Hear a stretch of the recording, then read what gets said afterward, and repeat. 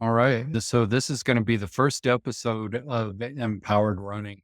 And what we're doing here, my name is Shaq Powers, and I spent some time on search and rescue, and I've spent most of my adult life being a runner. And some of the statistics I've come across in search and rescue is the trail runners who are missing more than 24 hours and never 0% ever found alive. And there's certain statistics out there that many people be familiar with from like Runner's World magazine that talk about the amount of women that fear being assaulted while running, that have experienced harassment or worse while running. And so over the series of these episodes, I'm hoping that we can present some actionable steps to help change those statistics and empower people to keep running and do what they love in a way that's safe and without fear. And today I have with me a longtime friend of mine for a guest, Errin Walker. And Errin, you've got a wonderful background in a lot of what I want to delve into in multiple podcasts. You have a background in search and rescue. You've done running and ultra running, and you have some survival skills, you have some self-defense skills, and you've done a whole lot of things that I'm hoping that we can tap into a little bit. First, why don't you tell us a little bit about yourself, some of your running background, your search and rescue background, law enforcement background, a little bit about yourself. I'm Errin Walker, and I was born here in British Columbia, but I did spend the last 17 years in the US. I have not decided what I want to be yet when I grow up. Currently, I am a park ranger for BC Parks. My last job, I was law enforcement, but I've done a lot of other things like real estate. I worked forestry and city planning, but the one constant has been search and rescue since the mid 90s. Awesome. And how many search and rescue teams have you been on? I have been on, if you count, because now I'm on the Canadian Rangers, where I am now, the search and rescue team isn't as active. So I joined that. So 8 teams. Wow, that's great. And we served together on the Montezuma County search and rescue team for, I don't know, 4 or 5 years, something like that, and had a good time. You were the training officer. I really enjoyed the training that we did together.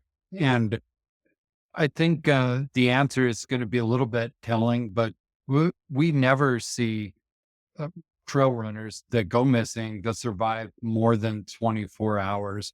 And we've had some cases even in the last couple of years locally before you went back to Canada, where that was certainly still the case, unfortunately.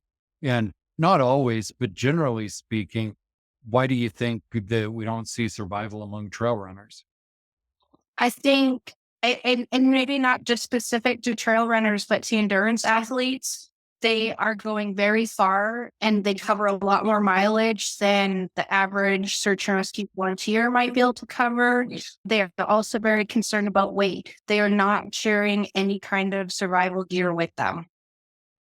Absolutely, that's true. And of course, here in the desert Southwest, where I am, I'm in Southwest Colorado. You've spent a lot of time here. I think it's fair to say that, especially when you get out into areas like Hovenweep or Canyons of the Ancients or Cannonball Mesa, some of those areas, most people don't carry enough water to spend more time than they had planned on. And sometimes maybe not even enough of that. Definitely. I think they take it for granted because it's beautiful weather, but we know we have the afternoon storms and bring monsoons every afternoon. And we have such a range of different hazards in the environment from down at 4,000 feet all the way up to our 13ers. That's true. And especially during monsoon season, the rule is up and down before noon because not only can you get wet, but lightning becomes a real issue at elevation. And that is a scary thing. So when it comes to these rescue scenarios, let's walk through for a runner. They're out there, they're running, they're, I don't know, 10K in, they're 6 miles into a trail run. So they've left the trail way behind and they sprain an ankle or they injure themselves, and for whatever reason, they can't call out, whatever. How long is it going to be before somebody even notices they're gone? That depends who they told about their trip plan. A lot of people aren't giving a detailed trip plan, and they're not sharing some kind of communication device that could be used when there is an unforeseen incident. Right. I carry a little inReach Mini where I can use the text message, and there's an SOS button. You have to unclip the cover, push that. It'll send it through satellite to emergency responders. I think you carry an inReach too. I do. Yeah. And so let's say somebody's not equipped with an inReach. They can't call out. They're injured. They're 10K. They're 6 miles into wherever they're at. It's been my experience that we're not going to have a call out till somebody reports that person after dark. And so, what is the process? There's a missing person report and it's dark. That goes in the state of Colorado, it goes to the sheriff. In the state of New Mexico, it goes to the state patrol. It's probably different in your jurisdiction. But what does that process look like as far as timing? You maybe injured yourself at noon, 1 o'clock in the afternoon. Nobody even knows you're overdue until it's dark and they make an emergency call. What's the process from there? Then law enforcement needs to investigate. So they need to make sure there's actually somebody missing and that there's an incident. And so that all takes time. If you're far away from wherever the law enforcement officer is, they might need to travel out there. They need to interview the reporting party and they have to try to figure out where you might be. So if you didn't file a good trip plan and you changed your route, and from being in search and rescue, the search part is the hardest part. So if we don't have a location as search and rescue, that's even going ahead. So the law enforcement having jurisdiction has to decide what resources they're going to call to help them with this incident once they've evaluated and made a decision. So now a couple hours have passed. And if it's dark, depending on the time of year, a couple of hours have gone by. And in the case that in a lot of areas, search and rescues volunteer. So how long on average with the teams you've served with is it going to take to get the volunteers to respond, or are they even going to ask them to respond that night? Yes, it could take up to an hour. Volunteers are busy living their lives. They're not sitting there waiting for a call. So they're not like first responders, like the law enforcement that's already available. So they have to be rounded up. They have to come up with a plan. They need to mobilize and get out there. They might need to run home, collect their gear. Maybe they have their gear in their vehicle. Maybe they're out recreating and have to return back to their vehicle. I've had that happen several times where I was even close in the area, which is handy. But you can't guarantee. So an hour minimum, but up to 2 hours really to get everybody on scene or just the initial hasty team before you can even mobilize the rest of the team. Okay. And if the jurisdiction having command decides it's not safe to send searchers out and rest at night, they're not going to send anybody till the next morning when they. Yeah, the training is technical. We've had some down in the canyon where the sheriff deemed it was not safe to send people out because of the technical aspects and loose rocks. The teams weren't even mobilized until daylight. So you injured yourself at noon, 1 o'clock. Nobody notices you're missing. You're carrying minimal equipment. It's getting dark. And let's just take for granted nobody's coming until the next morning. Then they've got to look around your last known location. If they've assessed your route, if you've left them a route to assess, they're going to try and get on that. And then they've got to try to find you. So you're looking at easily till noon the next day. You have to be out there. What would you recommend to that trail runner that they need to have for that unforeseen scenario where they've injured themselves or they've gotten completely lost and they don't know where they are? What would you say that at a minimum that they need to be carrying with them? Personally, when I am out, I'm carrying a minimum of 12 pounds, which sounds atrocious for elite. endurance athletes, but majority of that's my water. So I have my hydration bladder. It has a poncho. It's a very lightweight poncho that I can use as a shelter. I can wear during the rain. I can use it for a number of things. I try to make sure everything I have is multi-purpose. I have a very tiny first aid kit, but it has band-aids, neosporin, some triangulars, just a few basic items, some of the vet wrap. Because I also have my dogs out when I'm doing things, and I have a little paw pack in case I need to carry a dog. The poncho also works as a signaling device. It's bright orange, so it can be seen from the air very well. I carry a plastic mace pistol. It's very lightweight, but it helps for some of the wild hazards that might be out there. I also carry a striker so I can make a little bit of a fire if there's not a fireman. It'll help make me warm in my shelter. And I carry a little down jacket stuffed up and a hat. Even in the summer, I still carry a wool hat for my head. I usually carry a beanie too, and a lot of the things you mentioned, and a headlamp. You said you carry a mace pistol. The first time I ran into you while we were out running in town, we were both in the same town running along the same route. And we started chit chatting, found out that we already knew each other through your husband's dental office, but you were carrying a mace pistol then. I mistakenly thought you were carrying a flare gun. And I thought, wow, she's carrying something for self defense. And I cannot imagine much more pain than getting shot with a flare. But that is not what it was. So tell us about the mace pistol you carry, and tell us about some of the advantages of carrying a mace pistol. It's very lightweight. Endurance runners are always trying to pare down. For me, everybody that knows me, pace is not my goal, distance is my goal. But for those that have pace and distance for their goal, it doesn't add a lot. It has a very narrow stream. And the one I had, I can't use it in Canada, but in the US, it was 10%. It's very efficient. And because it was a tight stream, it would not be a hazard for me in windy conditions because it's not a big wide open spray.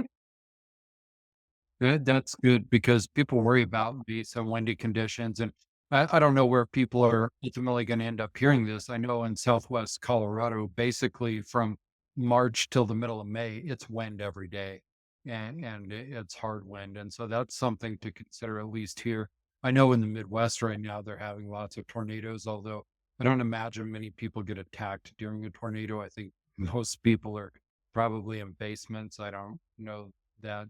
But you do carry things for self-defense while you're running. You've also got law enforcement background. You've got a Krav Maga background. You've got a jujitsu background. And what would you recommend to female runners who are rightfully so a little nervous about running outside? What recommendations do you have for them? Because nobody should have to fear going out and doing what they like to do. I think you need to be aware of your surroundings. I do like music. Everybody likes music, especially if you're out there for 12 hours or more. But I don't think you should wear earbuds. I just had my phone working with a speaker. So and it was down really low volume, the lowest that I could hear. And so I could still hear things around me, whether it's wildlife or other humans or maybe the weather and thunder. You don't want to tune out. You want to have all your senses for your advantage, whether it's your sight, your hearing, your smell.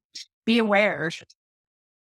Absolutely. I agree with that. In fact, I got a pair of aftershocks that I run with now, and it's bone conductive. It's not in my ear at all. And I can hear everything that's going on around me and still enjoy music. Now, when I'm out running trails, I like to just be out there and hear the quiet. But when I'm in town, I like to hear a little music too. That's my personal preference. Um, Mine after 20K though, it becomes more of a mental game, and sometimes the music helps distract me from some of my imaginary aches and pains. You know, sometimes my body feels like it's not cooperating, but I do my head to toe check. All my body parts are actually working. and I actually learned a saying. doing one of my first ultra runs with you. We started at Kennebec Pass and we went over the La Plata mountain range. We didn't go down to Bear Creek. We went down to what was the name of the bridge? We went down Hillside Drive up above Bear Creek. Hillside Drive. We came down the grindstone to Hillside Drive up above Bear Creek. That's right. And so that ended up being right about a marathon, right about 40 kilometers, 26.2 miles. And that's where I learned the saying, it doesn't have to be fun. Oh, that's a good saying. Yeah, that's your saying. I borrowed it from you, but I use it often. Yeah, that was a really good run. I enjoyed that. And we got rained on just a little bit, but we finished right at the time we thought we were going to. And it was a beautiful day. You got some great pictures out there on that run. Um, Yes, over the lakes at the top of the pass. yeah, it was an absolutely stunning view of the lakes. So you are aware of your surroundings. You carry some pepper mace pistol and 10%, which is going to be very effective. And you've also got some training in jujitsu and Krav Maga. Have you ever had to use that in a running scenario? Not in a running scenario, but I try to I'm a assertive personality anyways. So if I do bump into unsavory characters out there, which I have, I greet them. I don't try to avoid them. I greet them, converse with them, find out what they're doing. They might not be honest with me about their reason for being in that area, but I let them know that I'm aware that they're there. Another thing that I think I remember you exercising in the past is you were running in an area that we both run in a preserve near our town, and you saw where somebody had been camped. You maybe wanted to check on them or see what was going on. So you sent me their location. You Definitely, gave yeah. me I their location. I feel like some of the places that people inhabited illegally were doing unsafe activities, and there's such a high volume of general public traffic in that area. So I felt like I was the morning patrol because I was usually out there before everybody else. Before my law enforcement job, I used to be out there at 5:30. Once law enforcement shifts changed, I didn't have a regular time that I was out there, but I was first patrol out there. So I would alert my neighbors. And yeah, if I did see something, I would let somebody know. Hey, I could run into a situation here because I am interacting with everybody that's out there. And I also did a lot of cleanup out there. So I would remove the unsafe items, take them over to the highway, and then later go get them with my truck. Oh, that's awesome. I know some people that every time they walk down there, they try to pick up a grocery bag full of trash while they're down there. Unfortunately, it's gotten to be that much. So, Yeah, uh, there was a that drug paraphernalia. There were and sometimes it wasn't my law enforcement's jurisdiction, so if I found other things, I would call the law enforcement agency having jurisdiction. It could have been PD or sheriff's office because we were right on the line straddling there, so I would call them and make them aware of the situation, and they would come collect items too. Because I don't know if you remember that guy that was running around threatening people with the axe? So his champ was collected. good. I'm glad that got collected and cleaned up. Yeah. And so that's the kind of thing that a lot of people are rightfully fearful of. Running in an area where somebody's loose, threatening people with an axe can be a scary situation. You said you've never had to use any of your hand to hand combat skills while running, but you have had to use them in law enforcement scenarios. And people can tell because all they can see is our faces. But how tall are you? I'm 5 feet tall. You're 5 foot tall. And so probably a lot of, for lack of a better term, bad guys or criminals probably think they can take you out pretty easily. But what has been your experience when you apply joint locks or techniques that you use? People are compliant right away. Yeah, that's a good experience to have. And so if a woman ends up listening to this and she's thinking, I should learn some self-defense skills. First of all, let's just say right up front, a lot of the self-defense that is out there is BS, right? So, Yeah, I've only done formal training, so I don't know the BS self-defense, but any of the things like jujitsu, it's so good because there it doesn't matter your size. It's all about having technique. Absolutely. And in fact, it's when Elio Gracie and Brazil started really adapting Japanese jiu-jitsu to become what most people know today as Brazilian jiu-jitsu. He was a more frail person, and it's actually designed for the smaller, weaker person to be able to control a larger, stronger, more athletic opponent.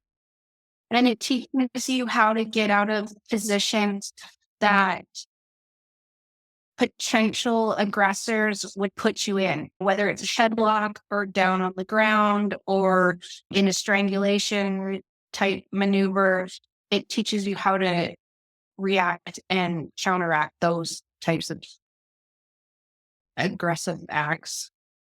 Absolutely. And most street fights do end up going to the ground.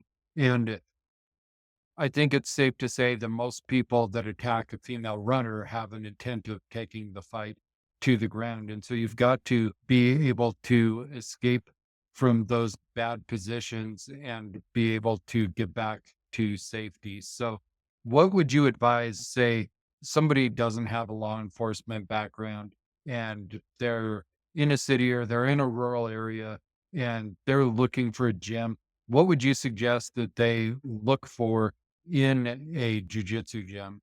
Everybody thinks that they are for super elite athletes and these MMA fighters, but they're not. Every gym that I've been to are super welcoming no matter what your goals are. And I've gone to jujitsu gyms when I'm on holidays just for fun to keep my training up, to meet other people doing jujitsu, and everybody's super welcoming. Yeah, for 3 years now, I'm still a one stripe white belt, and nobody cares because I'm not doing competition jujitsu. I just want to learn about certain particular moves, and I like the submissions.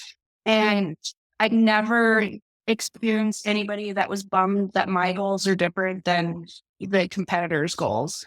And and I think if nothing else, jujitsu teaches you to not be shocked when somebody's in your personal boundary. Because I think just having somebody enter your personal space is intimidating and uncomfortable for people. But if you're doing it with people that you trust and are your teammates, then it's a lot more automatic because now you've trained these moves and you're used to somebody making contact with you. Because the first time I saw some of these positions, I thought, oh boy, I'm not sure that this is a good sport for me. But now I'm used to being put in a headlock and it's not alarming for me. My instinct is to counteract it now instead of try to struggle in an ineffective way. Absolutely. And I think that's critical what you said about gyms being welcoming. I know the gym that we trained at together is super, super welcoming. I'm hoping to have Coach Rex on here, Coach Thomas on here to talk about a little bit of jujitsu. And you said you've been training for a long time and you've still got a one stripe on your white belt. I was a white belt for 4 years. Jujitsu is not something that you master in a week or two, but even going several times, you're going to learn something and it's going to have real world application.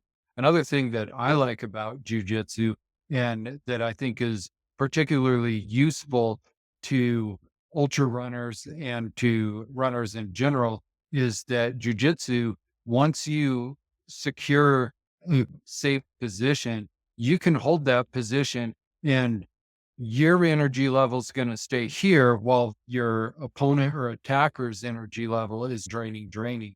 And the beautiful thing about that is if you get attacked during a run, you're already tired. So if you can get to a position that allows the aggressor to burn off their energy, pretty soon you're on an even playing field again. Yes, and most endurance athletes do have good endurance too, so they can better hold those moves and do this hold the submission longer. Yeah. In search and rescue, switching gears again, You're also a canine handler and you run with your dogs. Running with dogs probably makes anybody less of a target. Especially because now I have an enormous German Shepherd with very long fang-like teeth. He's Right. actually a very sweet guy, but he from a distance, you might not know that he's a sweet guy. And whether he's a sweet guy or not, most dogs are loyal and can be territorial at some point. But the German Shepherd, I'm sure, looks intimidating to a would be attacker. If a would be attacker has to choose between a victim with a German Shepherd and a victim without a German Shepherd, I assume most of the time they're going to go for the victim without the German Shepherd. What advice would you give someone, say they haven't had a dog before and they're going to get a dog to be their running companion? What advice would you give to someone like that? Not all dogs are endurance athletes, and they need to be trained like us as well. You need to be sure you're picking a breed that can do those distances, even whether it's just 5K. Some breeds just aren't cut out for any kind of mileage. And maybe it's a shelter dog too. There's certainly lots of shelter dogs that are up to the mileage. My best endurance dog has since passed away, but she was just a shelter dog, but some good breeds in there. And she was never tired even after those 50 plus K runs. Yeah. Uh, Oh, sorry. yeah, no, just like you want to make sure they have pad durability. I have had dogs in the past that their pads couldn't hold up. Also, the bigger dogs need more water, especially in the desert where we were in Colorado. There were lots of routes I had picked out purposely for the dogs so that they could be watered. Yeah, that makes good sense. So, in addition to picking a dog that's going to have the endurance level, not only that you're at, but that you're shooting for, right? Because the dog you're going to have for 12, 13, 14 years, depending on the breed. So, the endurance level you're shooting for, and then very much to consider the climate. I don't imagine a lot of people would want to take, for example, a husky running in Phoenix in July. Yeah. Should pick your appropriate gear, make sure your dog's appropriate. Absolutely. You know what, if you introduce a new dog and you're already 3/4 of the way through your training program for a big run, maybe I always call them butterflies or dog relays. You'll see them in my Strava where I have taken different dogs on different sections because I have 4 dogs. Maybe one dog only wants to do a certain amount of mileage. So I will put that dog away and then take one of the other dogs. And so you'll see me going back to my truck as an aid station or something, and I'm trying to make sure I'm overtraining the dogs or taking the dogs over mileage that they're not prepared for as well. That's really good advice to take care of your training buddy. And then likewise, your training buddy is going to take care of you. That's So, even on a dog that I don't use dogs for protection myself, but I can watch the dog's behavior. And especially because mine are search and rescue dogs, I know if there's somebody in our area because I know what kind of behaviors they show when there is somebody, when we're searching for somebody. But even if there's just somebody in the area we're not searching for, I can tell by their body movements who's around in the area with us. that's good to know. And that's something that you should do with your dog is spend some time getting to know what they're communicating to you. And in my life, I've got a personal rule, and some people might find this harsh, but it goes like this.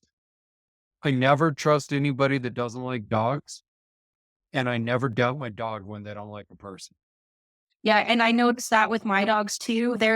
They've been exposed to a ton of strangers and they get rewarded for greeting strangers. They like to approach people. And a better handler might be able to have their dogs leave it better than I do, but for the most part I try to hang out in areas where it's okay for my dogs to be approaching. But the people who I know from my experience in law enforcement, because I know the background of that person, the dogs will react differently to those people. Because just in our neighborhood where we were, I had done a drug bust with my sergeant, and then that one of the fellows from that incident was somehow staying near my neighborhood, and I had no idea. And I was cruising around with my dogs and he yells out, "Hey, officer." And I'm not dressed in law enforcement clothing. And I'm thinking, oh, shoot. And the dogs did not, they definitely indicated they did not like that person. Yeah, and never doubt your dogs in a situation like that. What advice would you give somebody for training dogs? They're getting a new dog for running. The dog's going to be new to the sport. They might be new to the sport. They might be seasoned with the sport, but they're new to dogs. What advice would you give a new dog owner for training?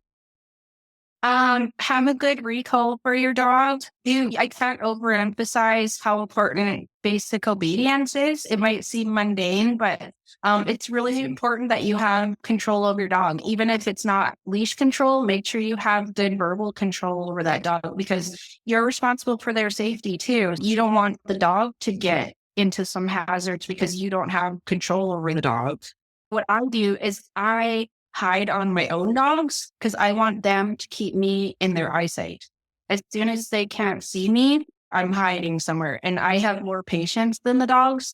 So I will sit there for a very long time. That probably shows up as my slow paces and Strava too, until they find me. So I want them, to be my partner and they're not just off doing their thing. Because I saw a lot of that in Hawkins too, where people were oblivious to what their dogs are doing. And the dogs may even been causing hazards to other users out there. And so when you're hiding from these dogs, you're not calling for them or whistling. You're being quiet and making them use their sense to return to you. Yeah, I could even be hiding in a tree. That's interesting. I've never hidden a tree from my dogs. Out at Mud Springs, there's a lot of trees up there that I can get into. So we talked a little bit about gear that you would take with you on the trail. You'd have a way to start a fire. You'd have something for shelter. You'd have something for food. You'd have water. Walk back Water. up. Yeah, I forgot to mention that I carried, I don't know if you care about name brands in this podcast, but a life straw is very lightweight. I could put any kind of water source, and at least have a backup. I carried my own water. I didn't rely on the life straw, but at least in a pinch, because I did have that situation at Bear Creek. I don't know if you remember when we had the fire and my dogs and me were the only people evacuated out of that forest fire. I remember that well. Yeah. Yeah, so we had run out of water. So I had brought enough water for myself, but the spring that's normally partway up the Grindstone Trail was dry. And I was hoping to bump into traffic once I got up on the hillside. And the firefighters had the road closed, and I didn't realize that. I thought I was looking at smoke from the Durango side fire. And I didn't find any campers to mooch water from. And I was contemplating going back down into Bear Creek. And then that's when I came across the firefighters. Yeah, that's excellent advice. Try a life straw. I carry a Grail water bottle with a filter in it so I could grab out of a mud hole or whatever, but carry a filtration device so that Yeah, you yeah. carry something so that you can drink water. And then we took a wide area surge class from a gentleman that was on a New Mexico SAR team. And he told a story about a couple that had got lost. And he ended up drinking out of a river, but she wouldn't because of the parasites.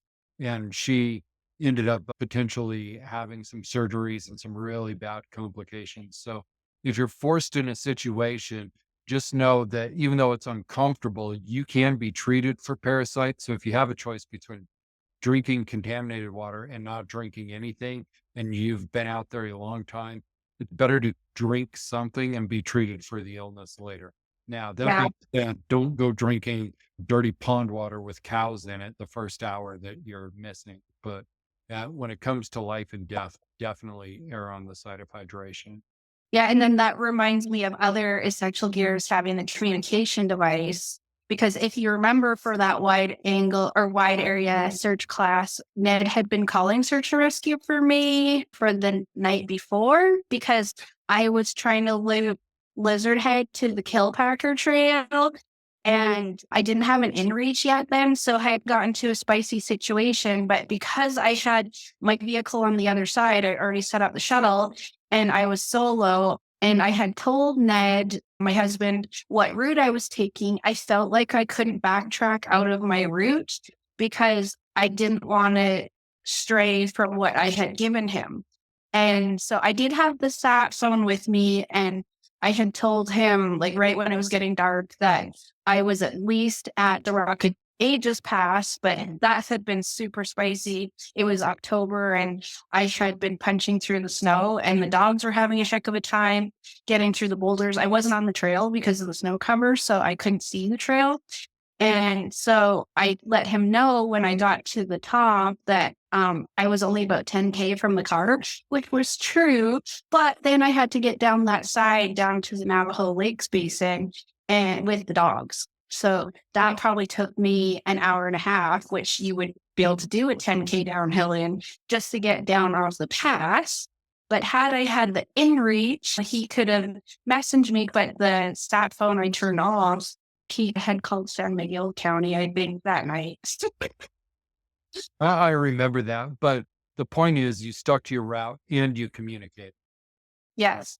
If And I had better comms, I think maybe I would have backtracked out of there. So just having comms, at least Ned knew I was alive because I had called him, but have something because we know we've had those ones recently in Montezuma County where they even had the devices, but didn't turn them off. So just having it with you is not enough. yeah, it's got to be with you. It's got to be charged.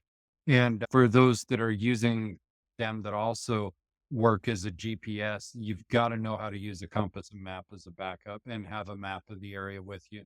So we've talked about what you would carry on a trail. What do you generally carry when you're running in town or in an urban area? Then I will definitely pare it down and I will just go to, I don't know if it's cool anymore, but I use just a hip pack and I have some sacks in there. I have my hydration. I have a few first aid items for the dogs.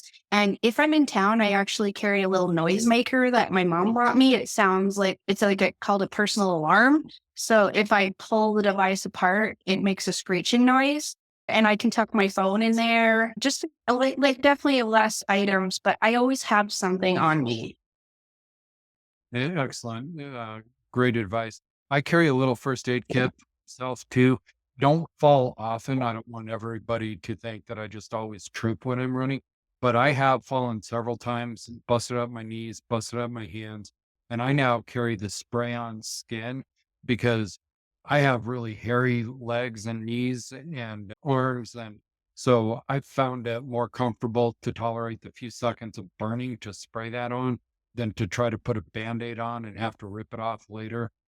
I don't Yeah. I mean, like on my morning runs, it could be -20 when I leave the house and I'm wearing lightweight running gear. I always keep in mind about shelter then too. So even though I'm not wearing my down jacket, I will carry a really lightweight down jacket around my waist.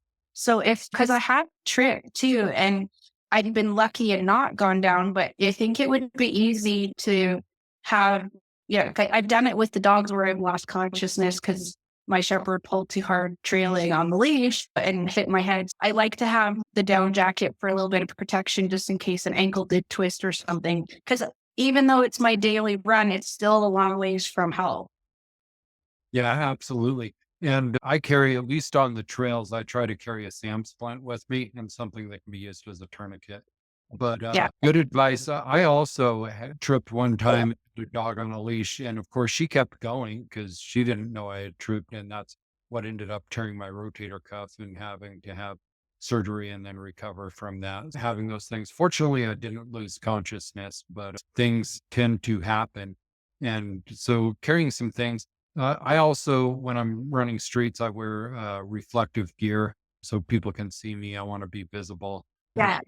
And you mentioned Even but even though I don't need the headlamp, maybe I use it so vehicles can see the lights. Yeah, I do that as well. Sometimes they're not courteous even when they can clearly see you. So if they can't see you, I don't know what that has the potential to lead to. So I try to make myself visible running in town. Just real quick, not everybody listening to this is going to use the metric system. You said when you leave your house, it could be negative 20 degrees. Are you talking Fahrenheit or Celsius? Celsius. Well, even though I lived in the US for 17 years, I never converted. Remember that nice 10 units app that you made me put in my phone? So I didn't have to actually learn anything but metric and Celsius because I could just use the app. Absolutely. But for those listening in the United States, negative 20 Celsius is real close to 0 degrees Fahrenheit. It's well below zero. So, or well below freezing, sorry. So, when you're in those freezing temperatures, make sure that you layer appropriately. The same is also true in the heat. Make sure that you layer appropriately. So, Aaron, I really appreciate you taking the time to meet with me today. I don't know how long it's going to take me to edit this and get it out there, but for those people who are running and want to keep running, but they're a little bit nervous to run in the street, or maybe they don't even know that they need to be nervous when they're out running in the trails. If you could leave them with one piece of advice, what's the best advice you would have to give? And I didn't prep you for that, so it's okay if you take a second. Yeah. So I think people need to recognize their limits, but and what their boundaries are, but don't be afraid to incrementally go out of your boundary and then dial it back in. No, I don't think training is linear. Push your boundaries a little bit. And then if it seems too much, dial it back in and then maybe push back out again with a backup plan. If I knew I was going really long distances, I would try to take routes where I had an escape route. So maybe I was going to cross a road somewhere and that would be somewhere where usually my poor husband, he gave me a number each year of how many times I could call him. It was a very small number, but just and I try not to use it, but then I could push things knowing I had an escape route. And I'm gonna add one more. You could also enlist in a friend. So I knew how many friends I had and how to incorporate them. A lot of my stuff I did do solo and mostly still do solo, but I know you, Shaq, were available for this many routes at these distances. So I would incorporate that in my training plan. And Troy would join me on his bike sometimes. So I knew like how many times a year during the training season I could invite Troy on things and maybe push harder on those things when I have a partner. That's really good advice. So I hope everybody out there is listening and taking it to heart. And I really appreciate you taking the time to meet with me. Yeah. And just number one overall, though, tell someone where you are going. Absolutely. And then don't deviate from that.